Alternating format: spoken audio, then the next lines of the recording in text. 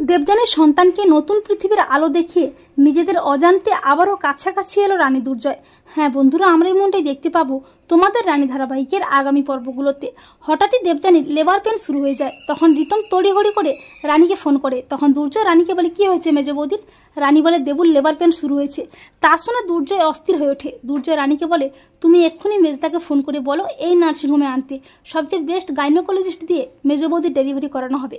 তখন রানী বলে, আপনি ব্যস্ত হবেন না ডক্টর দুর্জয় সেনগুপ্ত, রিতমদা এই নার্সিংহোমে দেবুকে আনবে না, কারণ রিতমদা তার ক্ষমতার মধ্যে থেকে তার বউয়ের ট্রিটমেন্ট করাতে চায়।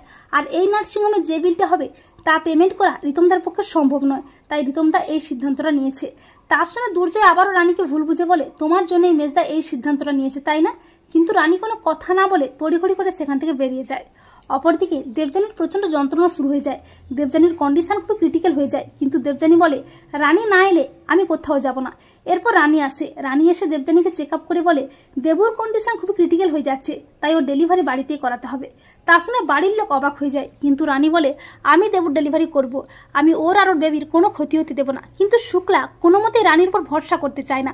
শুক্লা রানীকে বলে, যদি মেজে বৌমা বা তার বাচ্চার কোনো ক্ষতি হয় আমি তোমাকে ক্ষমা করব না।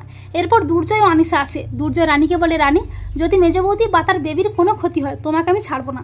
এরপর রানী দেবযানীর ডেলিভারি করাতে যায়। দেবযানীর কন্ডিশন আরও ক্রিটিক্যাল হয়ে গেলে শেষ মুহূর্তে দুর্জয় আসে।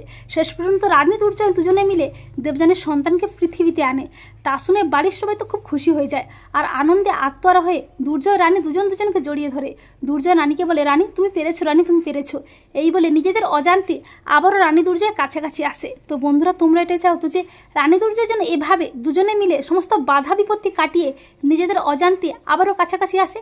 কমেন্ট করে জানাতে ভুলো না কিন্তু তোমাদের মতামতটি।